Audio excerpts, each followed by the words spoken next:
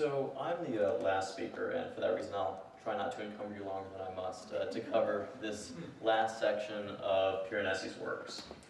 It is also curious that I am the last speaker, largely because of the nature of these works, the fact that they are, well, as the title implies, imaginary. It is with that I ask you to follow me out of the real world, which to a certain extent perhaps exaggerated as discussed earlier, and into a purely imaginary one. First, I'd like to spotlight on the left a depiction of Giovanni Battista Piranesi made by his son, Francesco. I like this depiction particularly because it possibly brings together those aspects of being both accurate and possibly aggrandized by, well, his son, as do largely the father's work across his views of Rome. On the right, we have the title plate from the Imaginary Prison series, second edition, published in 1761, part of our collection. It establishes the clear themes of the Imaginary Prison series, well, first notably being almost immediately identifiable as exactly that, a prison. However, it can also bring in themes of isolation and confusion that I'll explore more as we continue on.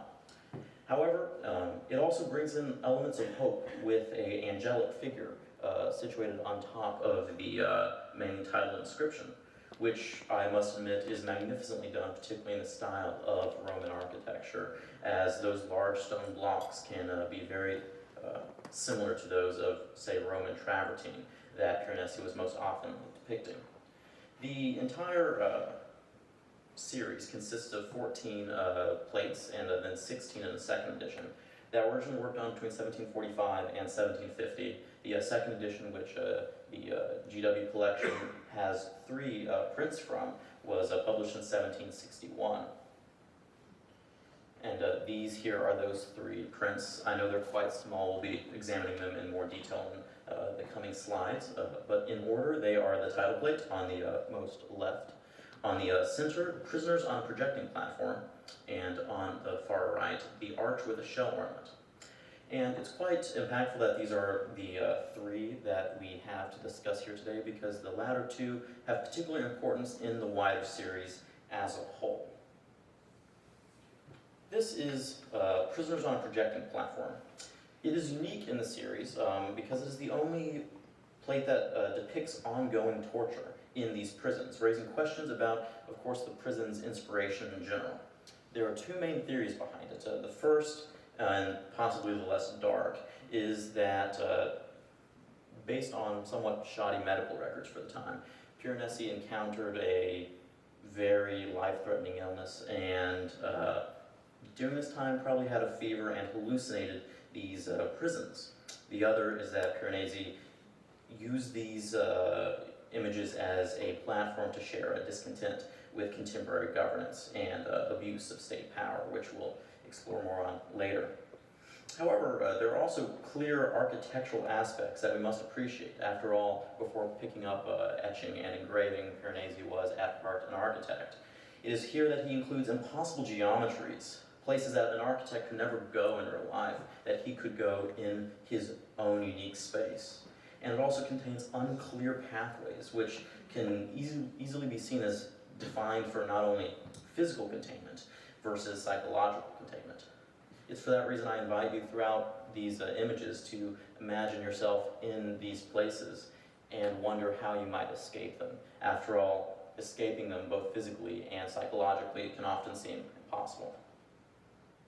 I'd also like to bring up a couple key points of this. The fact of there being observers.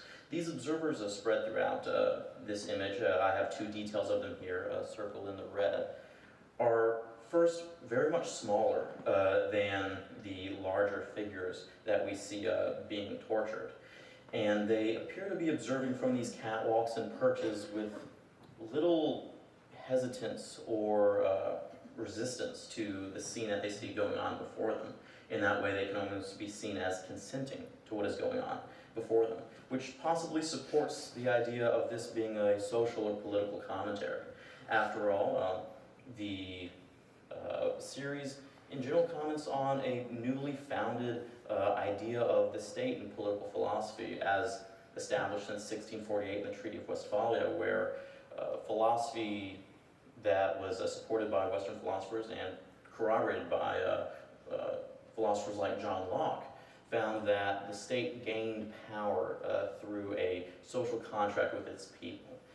More modern philosophers take Akil Mbembe in his early 2000s work in Necropolitics, details just the opposite of this, finding that the state's power possibly comes from its ability to void the social contract without consequence. And it is when society is okay with this, just like these figures here appear to be okay with the torture going on before them, that the state has acquired true power. I'd also like to make another interesting juxtaposition. Based on these figures being tortured on the left of our print here, they're very reminiscent of the slaves of Michelangelo. I have two of those figures on the right, the bearded slave and the young slave accordingly.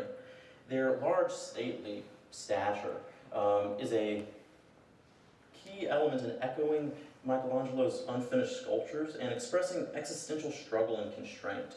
The type of struggle and constraint that one might express internally in a psychological way, but also express externally if they are in combat against systemic power. And it is here that we see them in combat both on paper and in marble. Continuing on, this is a close-up detail of those tortured figures from that same print. Continuing on to one of the other etchings in our collection is Arch with a Shell Ornament. And it's here I'd like to talk a little bit about the differences between the first and second editions of Piranesi's imaginary prisons. The first, published in 1750, is much lighter and bears much less complexity than the second edition. It is also during this time that Piranesi made those innovations in etching, largely inspired by his mentor Vassi, that were previously discussed, particularly by Fiona earlier on. It is with these parallel lines created to resist acid bitings and retain more ink, giving a plate a longer duration, that we also acquire the darker, more stately nature of the final second edition, which is seen on the right. And it is with this technology and with this darker nature, this more dystopian image that we find on the right, that Piranesi made the achievement of up to 4,000 impressions from a copper plate, up from between 100 and 200, with his contemporaries and the people before him. But focusing in on Arch with the Shell Ornament in general, it presents a very different view of prisons, both psychological and physical, as it's a very sanitized view, notably, with commanding figures and quiet suffering. On this bridge of sorts, you can see there are a few very nondescript figures there, commanding, overlooking a scene, whereas in the left, in the shadows, on a large column, we have one figure suffering in the shadows in silence. With this enhanced dramatic impact brought by the darker image, we also see dystopian narratives at play, as well as clean Roman influence ceiling, or perhaps look under the arch here and at the large grand staircase with noble figures moving up and down it almost regally. However, taken as a whole, there's a key narrative here, how shadows obscure the machines of torture, particularly in the foreground and on the right, whereas larger grand societal themes kind of overlap those in the background. However, the perspective here adopted by Piranesi is also particularly insightful, as it's often compared to looking at an ocean liner from a rowboat. The low perspective, looking up at the ceilings and at that arch, almost encouraged the viewer to look completely past these systems of torture at the foreground of our image, the systems of torture that possibly also lie at the foreground of our society. And it's for those reasons that, once again, people believe this series may be more of a social and political commentary than the result of a fever of a deathly illness. Now it's also focusing on that theme of that arch, that we find this sanitized prison also has left the imaginary space. It is with that I'd like to introduce you to George Dance the Younger, a British architect who built upon Piranesi's plans. He constructed a portion and a renovation of the Newgate prison in England based on Piranesi's imaginary prisons. It's with this that these imaginary prisons left the imagination and became reality. And together they, in brick and mortar, sadly not Rome travertine, explored psychological oppression through spatial arrangements. And both artists, one an etcher and the other an architect, transformed architectural representation, which was once possibly impossible geometries laden with many catwalks and staircases that intersected, into a social commentary on control and surveillance that has a physical representation.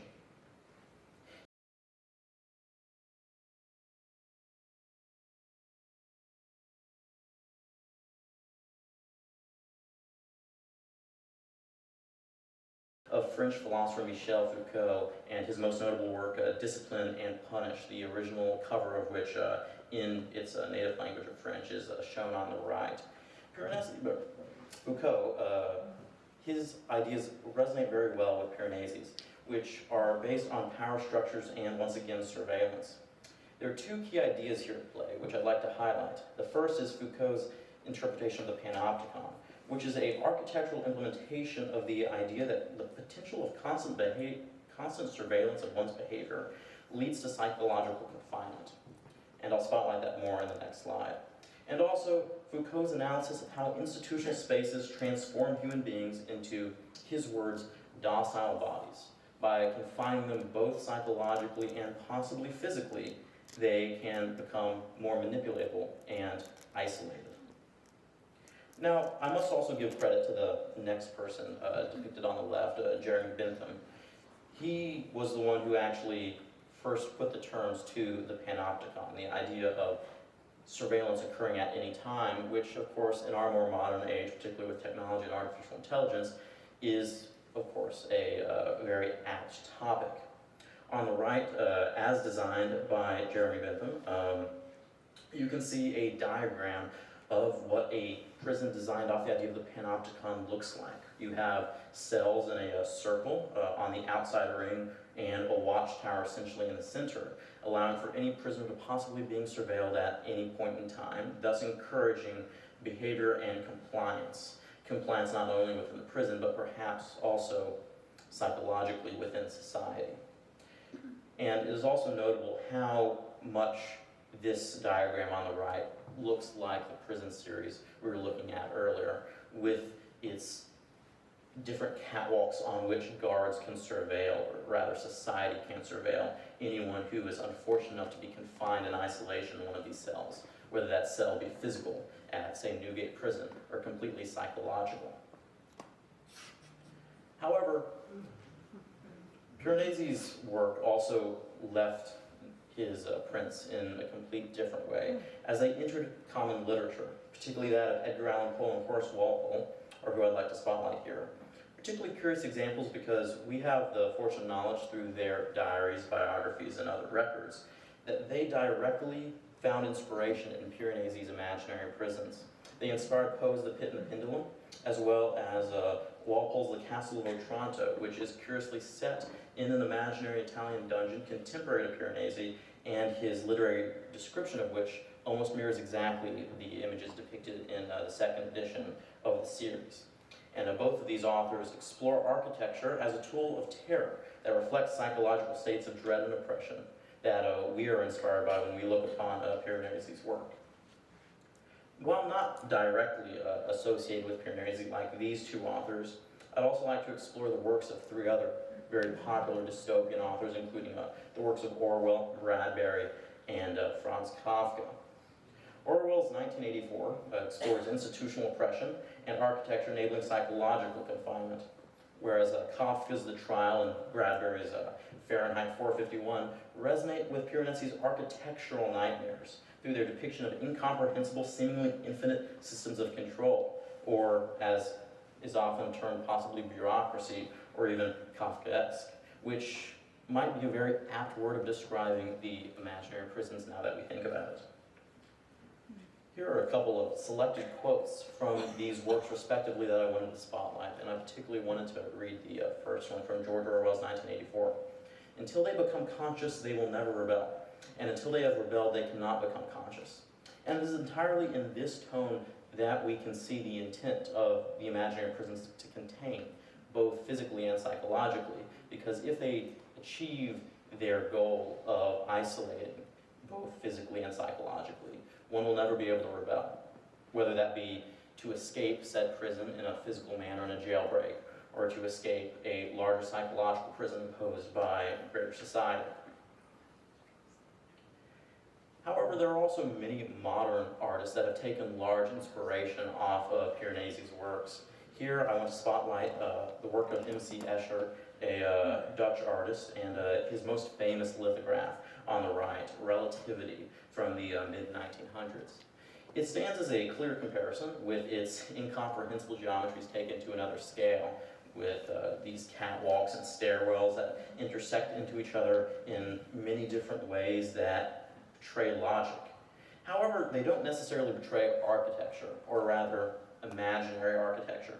And it's with that comment that I believe we can almost consider this an imaginary prison in its own right, as an extension of the series of Piranesi's creation, with the fact that if one was put into this image, if one can imagine themselves in it, it's quite hard to imagine how one might be able to ever leave it. And I'd last like to spotlight the work of Giorgio de Chirico and his work, The Enigma of the Hour, on the right. De Chirico merges Italian tradition with modernism, largely influenced by Piranesi, to create psychological landscapes that evoke unsettling time perceptions through shadow play, and also accented here by the presence of the clock in The Enigma of the Hour. It is with this more muted inspiration from Piranesi that we can see perceptions on society in general today, dystopian and positive, and interpretations of time have all been key places where Piranesi has affected the modern society and modern life for us all.